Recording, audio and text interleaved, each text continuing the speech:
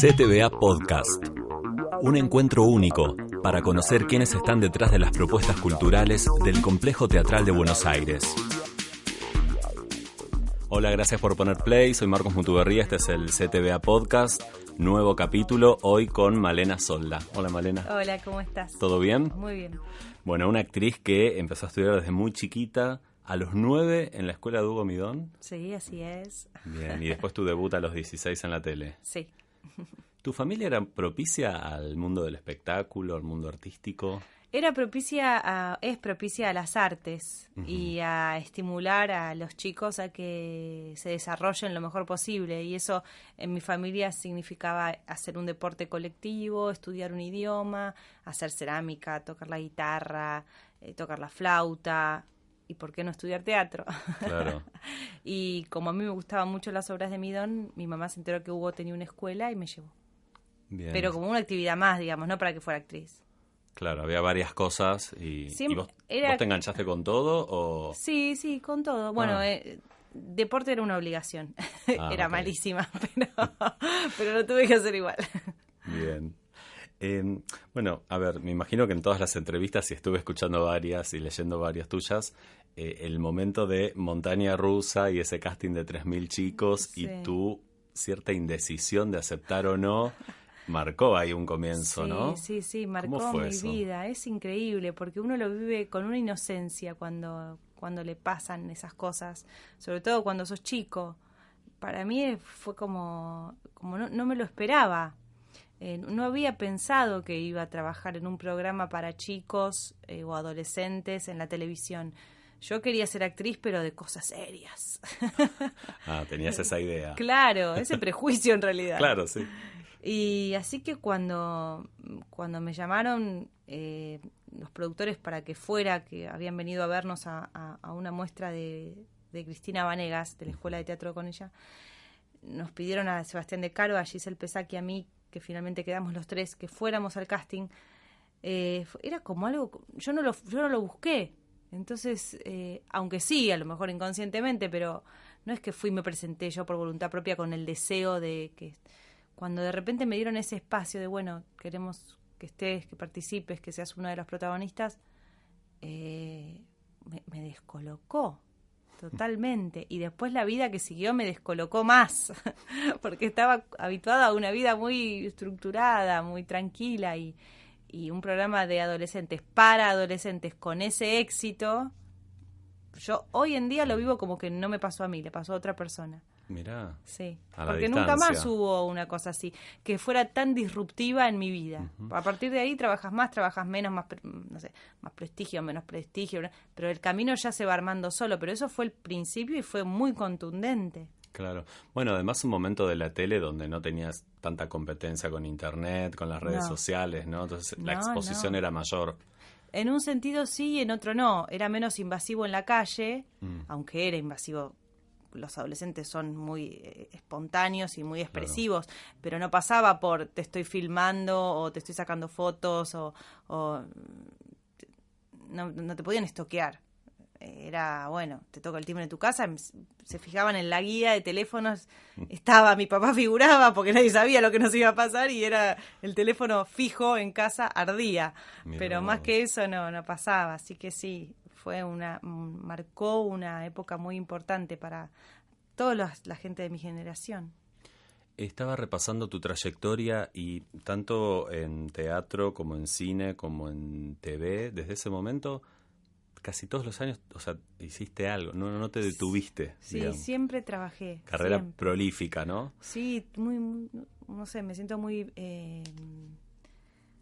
afortunada. Está bien que yo también me formé al mismo tiempo, no es Sí. que vivo de arriba, de que uno trabaja de una manera, eso se va corriendo la bola, de que cumplís, de que trabajas bien, bla, bla. Y entonces eso ayuda, pero de cualquier manera los actores que pueden tener una continuidad laboral en nuestro país son muy poquitos, así que me siento muy afortunada. ¿Qué es la actuación para vos? Para mí es juego, es placer, es ponerse en el lugar del otro y aprender de esa persona, aprender a no juzgar, escuchar, ser solidario, ser mejor persona. El escenario siempre te da esa oportunidad, esa posibilidad de ser solidario con un compañero si tiene algún inconveniente, o de poder repensar lo que le pasa a tu personaje y a las personas que están en el escenario con vos, y a los otros personajes, aprender, pero sobre todo el juego. Porque, bueno, vos tenés un podcast, ahora vamos a hablar del formato, ¿no? En un ratito te iba a preguntar sobre eso, y en ese podcast tratás de, o por lo menos la idea es pensar la actuación con otros actores, ¿no? Si no me equivoco. Sí. Y en la explicación aparece esto, de la actuación como una excusa o como un punto de partida, ¿no? O como un juego. Sí. Me pareció como muy interesante eso. Y repasando en tu trayectoria también encontré como un momento, yo lo titulé bisagra, vos me dirás por ahí no, que fue en el 2005 viajar a hacer un posgrado de teatro clásico a Londres. Sí. ¿Por qué fue? O sea, ¿por qué viniendo así haciendo tele, teatro y muchas cosas, de repente dijiste, bueno, me voy a Londres? Porque no, por un lado nunca había tenido un espacio de formación puro, como les pasa a algunos actores que van al conservatorio o a la EMAD, que durante una cantidad de tiempo largo, 1, 2, 3, 4, 5 años, se dedican a experimentar y a probar cosas que tienen que ver con sus propios límites, con conocerse, con perder el miedo al ridículo, ampliar los horizontes. Yo no había tenido ese espacio para jugar y investigar. Claro, fueron siempre talleres con... Talleres, ¿no? con, y inmediatamente empecé a trabajar. Entonces ya cuando probaba algo me sentía expuesta, porque si probaba algo era probar algo en una televisión que miraban millones de personas. Entonces poco a poco fui perdiendo la capacidad de juego por un lado, porque tenía miedos, y la capacidad de arriesgarme, con lo cual el trabajo se iba haciendo cada vez menos placentero. También un poco porque muchos trabajos no me lo planteaban, pero hoy en día creo que más tiene que ver con el permiso que se da a uno mismo equivocarse que lo que te plantea el trabajo. Creo que uno puede ser autónomo, ya sea en una telenovela, en un unitario, en una película o en el teatro. Uh-huh. Eso se juntó con que a mí me gusta mucho viajar y tenía la fantasía de poder vivir un tiempo, muchos meses, en una ciudad como es Londres, que tiene mucha oferta teatral y donde a mí me encantaba ir a ver teatro. Y además la sensación de que no sabía para dónde quería ir con mi profesión. O sea, sabía dónde quería, pero no sabía cómo llegar. Porque no podía de un día para el otro dejar mi rutina de 12 horas de grabación diaria por día para quedarme en mi casa, no hacer nada y que me llamen para hacer cine. Eso así no sucede, porque la gente de cine no te conoce porque estuviste todo el tiempo haciendo televisión, y la gente de teatro te llama para cosas que son muy arriesgadas y no te animás. Entonces estaba como en un intríngulis donde al mismo tiempo tampoco podía valorar estas oportunidades que me estaba dando la televisión, que fueron fantásticas, que siguen siendo fantásticas para mí. Uh-huh. Pero cuando haces tanto, estás tan atiborrado que ya no tenés tiempo para respirar, sos chico, qué sé yo. Dije, bueno, llegó un momento en que realmente necesité sacar la cabeza fuera del agua y dije, me voy un año, pienso qué quiero hacer, cómo lo voy a hacer, y en todo caso en ese año voy a aprender a no frustrarme tan rápido, porque el tema para un actor es poder lidiar con la frustración de aguantar que no te llamen, de esperar a ver qué pasa, de quedarte en tu casa y, bueno, no estás sentada al lado del teléfono, el teléfono no llama, no te convocan, ¿vos qué haces? ¿Haces algo o no haces nada? Esos espacios, esas crisis, por decirlo de alguna manera, te potencian para que vos armes tus propios proyectos a lo mejor. Claro. Son oportunidades también para poder probar cosas distintas que normalmente uno no tiene tiempo, y de repente se encuentra con ese espacio donde dice, bueno, a ver, voy a investigar esto. Sí, o, no sé, formarte, ¿no? O formarte, claro. O estar más tiempo con tus afectos, uh-huh, y tener más tiempo para escuchar a tus amigos y charlar, o buscarte otro trabajo, porque te das cuenta que a la larga vas a necesitar otra herramienta que te dé el dinero para pagar el alquiler, y no sé, puede disparar muchas cosas y todo está bien. Lo que pasa es que uno se lo tiene que lo tiene que bancar, digamos, es muy difícil porque tenés que manejar tu ansiedad. No, y a la vez, en un momento de mucho trabajo y de exposición, disfrutarlo. Digo, cuando te cuesta disfrutar es una eso. pena, claro, yo ya no lo estaba disfrutando y estando afuera me di cuenta de lo afortunada que era, de todo lo que tenía y que para mí era como natural y no es natural. Ujú. Bueno, y me interesa mucho lo que estudiaste allá, ¿no? Los periodos de teatro ingleses. No te rías. No, me encanta, yo soy un poco nerd, pero esto no lo estudié. El periodo isabelino, el jacobino, la restauración. ¿Cómo es?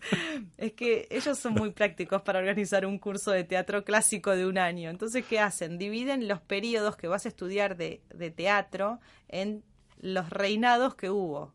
O sea, y los dramaturgos que escribieron para esos reyes. Claro. Por ejemplo, el isabelino es la reina Isabel. Reinó estos años. Durante esos años, ¿quién escribieron las obras de teatro? Shakespeare y sus contemporáneos. Entonces estudiás los primeros 3 meses, por decirlo de alguna manera, Shakespeare. Las obras, las comedias, las históricas, las trágicas y los romances. Después siguió el rey James, entonces viene el periodo jacobino y estudias las obras que se escribieron bajo ese reinado que es distinto al de esta mujer porque tiene otra historia, ese rey porque es hombre, tiene otra energía, otros valores y entonces empiezan a aflorar otro tipo de lenguajes y de valores dentro de las mismas obras de teatro. Y después cae la monarquía, vuelve, unos años más tarde se restaura y cuando se restaura viene... Todos los que se habían exiliado en Francia vuelven a Inglaterra y traen innovaciones como por ejemplo que las mujeres empiezan a actuar arriba del escenario. Y a partir de cada de esos periodos te enseñan los bailes de la corte, de la gente del pueblo, las canciones que se cantaban en los coros, las canciones populares, cómo hacer un monólogo de estas características, como decir prosa, entonces tenés clases de voz 1, voz 2, voz 3, voz 4, voz 5, mimo, danzas. Súper completo. Sí, era muy, muy, muy completo. Y canto también, Canto, por ahí. sí. Y combate en escena con daga, con espada, con puños, con patadas. Bien. ¿Y eso fue como un reinventarse? Digo, después de estar ahí hubo una reconexión con vos misma. Total, era puro disfrute. Y aparte yo todo el tiempo me sentí una ridícula haciéndome la Piratas del Caribe cuando soy argentina. ¿Qué hago acá? Decía, que no se den cuenta. Y se divertían mucho conmigo y yo me divertía mucho. Y sí, y me acuerdo de estar en una clase de clown y preparando algo para entrar y hacer reír a los demás y ahí conectarme con mi niña, con la misma niña que iba corriendo por Avenida Santa Fe para llegar al estudio de Hugo Midón a hacer la clase, porque era ese el disfrute, era el mismo, estaba, y ahí lo recuperé. Dije, es esto lo que yo tengo que cuidar, esta llamita no se tiene que apagar. No importa dónde vaya, no importa la exposición que tenga, no importa el formato que sea, esto es lo que tiene que estar conmigo. El día que eso no esté, me tengo que retirar o dedicar a otra cosa. Qué bueno. O tomarme unas vacaciones. Está buenísimo lo que decís y también esta iniciativa de haber dicho, bueno, me voy y ahí recuperar tu deseo, ¿no? Sí. Está buenísimo. Me costó unos años tomar la iniciativa. Hasta que me fui pasaron 6 años desde que me enteré que existía este curso, esta posibilidad y que yo lo quería hacer. Pero me sirvió mucho, el otro día me acordaba porque la vine a ver a Ingrid Pelicori acá con Leonor Manso y me acuerdo que por sugerencia del director Manuel Yedvabny, con quien habíamos hecho Una bestia en la luna, que fue tan importante para mí, yo estaba con la duda de irme o no irme, y Manuel me dijo, anda a hablar con Ingrid. Ingrid te va a escuchar, te va a decir cosas interesantes. Y te convenció ella. No me convenció, me escuchó y me quitó los miedos. Un típico miedo, te vas a ir y vas a perder tu lugar. ¿Qué vas a perder? Tu lugar es tuyo, nadie te quita, nadie te puede quitar lo que es tuyo. Vos sos vos y sos única. Y vos sos único. Y nadie puede hacer lo que vos haces, porque cada uno es distinto. Entre otras cosas, ¿no? Qué bueno. Bueno, ¿y ahí conociste a Penny Charms? Sí, en realidad Penny Charms daba clases ahí, clases ahí en Lambda, que es una academia que acá no la conocemos porque pertenece más al mundo anglosajón, pero es una de las mejores academias de teatro del mundo, digamos, donde hacen audiciones lo mismo. 3.000 personas jóvenes de todo el mundo audicionan y entran 30. Así que es muy selectivo. Y Penny Charms daba clases ahí y dirige obras de teatro ahí.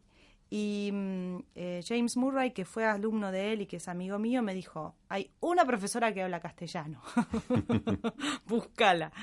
Y bueno, después ella vino acá a hacer un workshop que lo organizamos junto a Alexia Moyano y con James también, y a partir de ahí empezó el vínculo. Vino varias veces a hacer workshops sobre Shakespeare para los actores argentinos que quisieran tomarlo, y trajo un espectáculo con un director inglés muy bueno, un actor inglés, perdón, se llama George, pero no me acuerdo el apellido, que había protagonizado hacía poco Julio César en el Globe.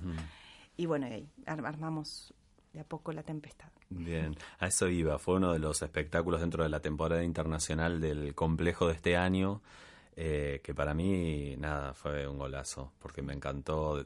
Primero la mirada de Penny, que me resultó una persona súper cálida en el armado de las notas, ¿no?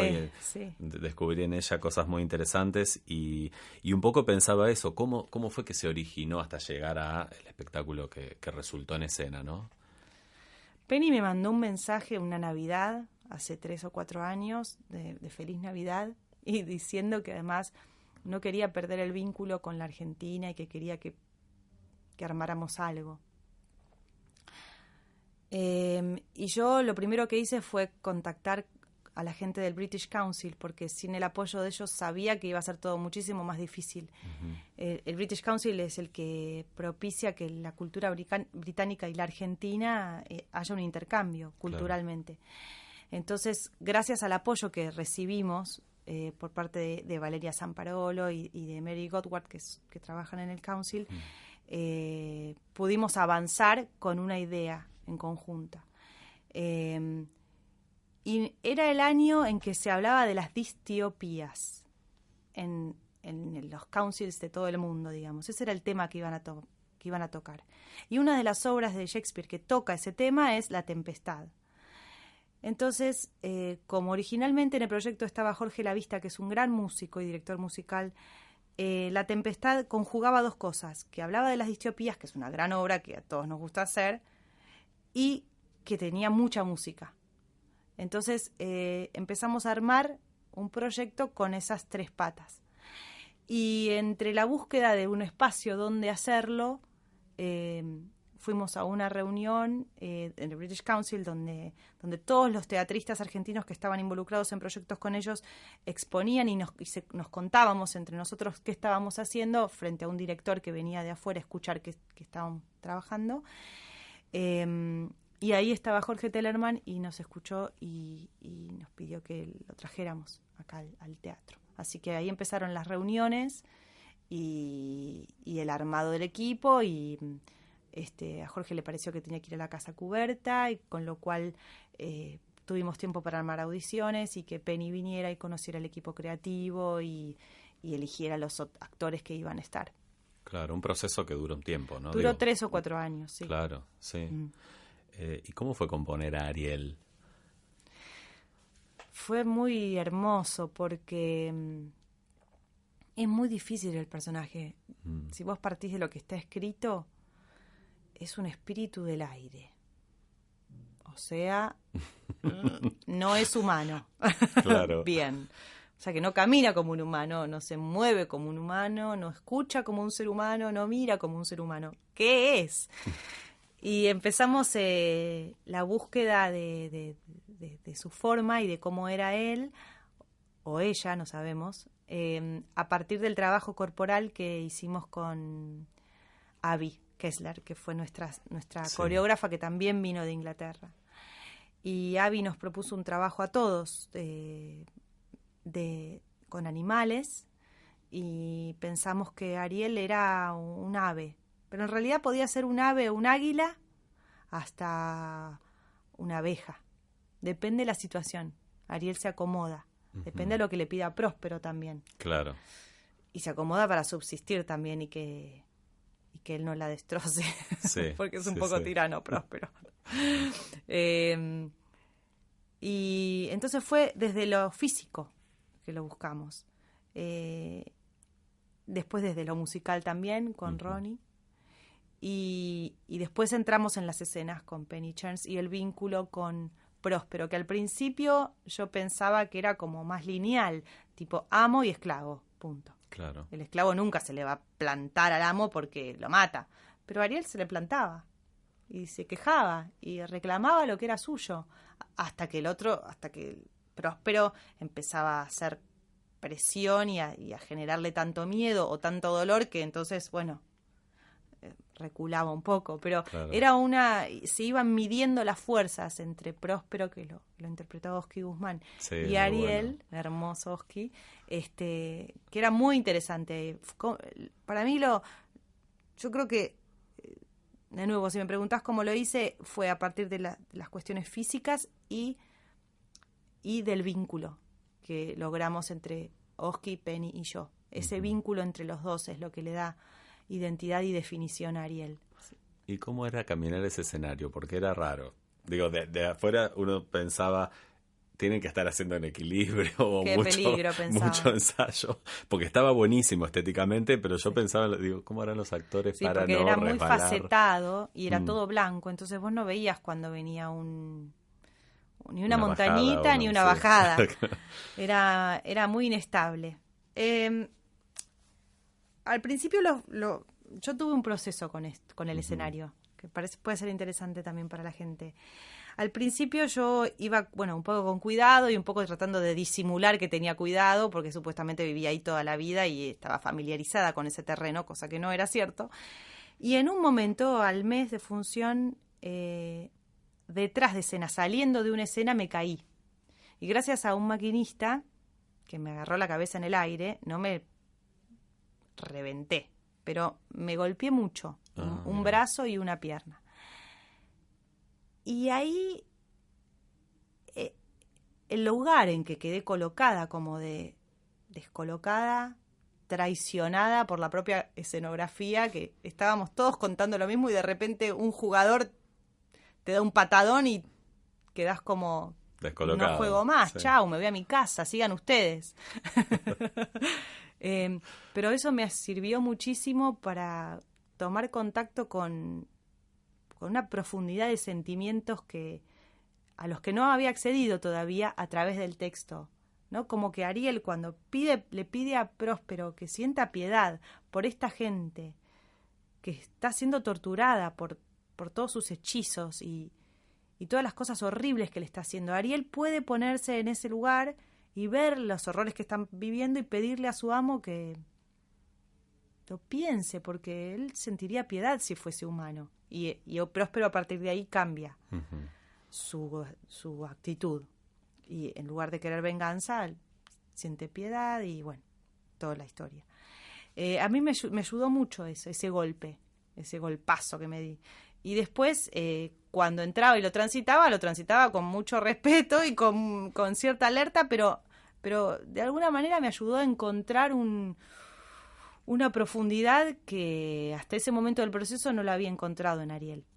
Qué loco. Como cada cosa a veces puede significar algo, ¿no? Sí, en el si escenario, si uno o lo puede cayéndose utilizar. Claro.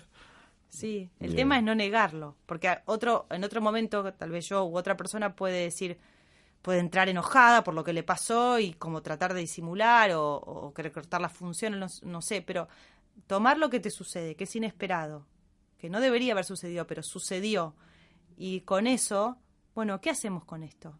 No negarlo, está. Yo me siento vulnerable, me siento mucho más vulnerable que cuando entré. Me siento que me puedo lastimar. Y esa vulnerabilidad aflora y aparecen otras cosas. Y tus compañeros también la toman y te la devuelven. Es muy interesante. Claro, sí, sí. Como un insumo para reclamarle a Próspero justicia. Sí, ese día no sabes cómo lloraba. Le pedía justicia y tenía una bronca y lloraba al mismo tiempo.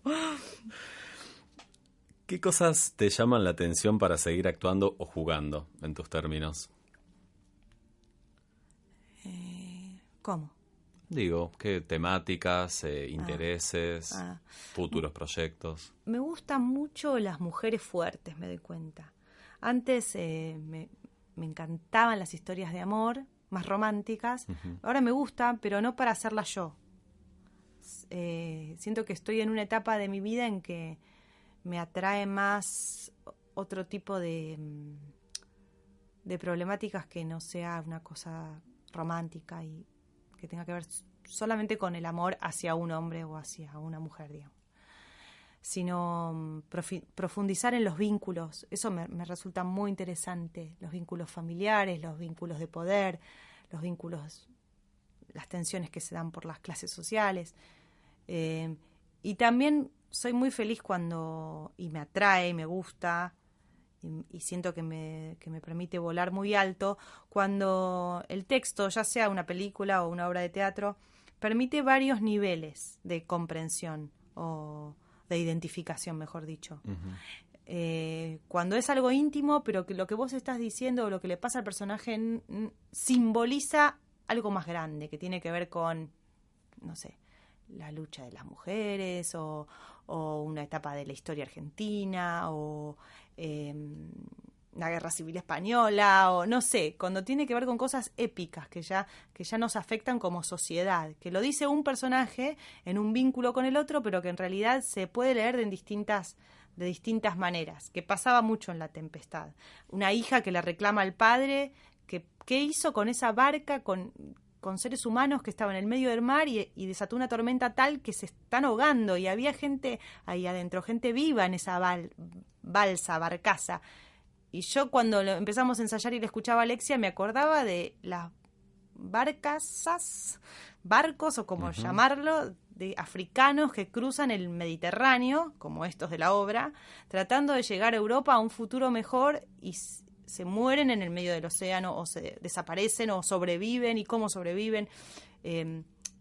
Esas son cosas que tienen que aparecer naturalmente porque si no parece que estás bajando línea. Pero esa posibilidad de un texto, mientras lo estás haciendo, descubrir que, también significa esto o también puede simbolizar esto otro, lo que estoy diciendo me resulta muy atractivo y muy estimulante. Claro, conectarlo con una actualidad. Digo, a veces hay textos atemporales, sí, ¿no? Sí. ¿Y qué cosas te empoderan como mujer y actriz?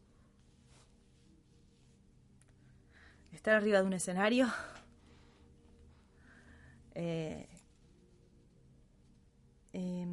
Estar arriba de un escenario haciendo algo que no es el discurso dominante en general. Como por ejemplo un mensaje luminoso, uh-huh. que no es lo dominante. Lo dominante es esto es una porquería, es el fin de la humanidad, contaminamos el planeta Tierra, todo va a estallar, no sé, una cosa como más oscura. Incluso las series que vos ves, que hay muchas de asesinatos de niños y cosas espantosas. De repente hablar de algo que tiene que ver con la luz, con la esperanza, con que pelearla todos los días vale la pena. Tener ese espacio para decir ese mensaje a mí me empodera. Malena, muchas gracias. Y a todos los quiero invitar a escuchar Fuera de Libreto, un podcast sobre actuación, que está muy bueno. Gracias, también estamos en Spotify como ustedes. Muy bien. Nos encuentran en Spotify y nos vemos en el próximo capítulo. Muchas gracias. Gracias a ustedes. Si te gustó este podcast, compartilo en tus redes sociales. Quizás a alguien más le puede interesar. Búscanos en www.complejoteatral.gov.ar o en las redes sociales del Complejo Teatral de Buenos Aires. Si nos estás escuchando en iVoox, dale un me gusta y deja tu comentario. Si estás en Apple Podcast o iTunes, podés calificarnos con estrellitas. Sugerinos lo que quieras en nuestra casilla de correo podcast@complejoteatral.gov.ar o a través de nuestras redes sociales.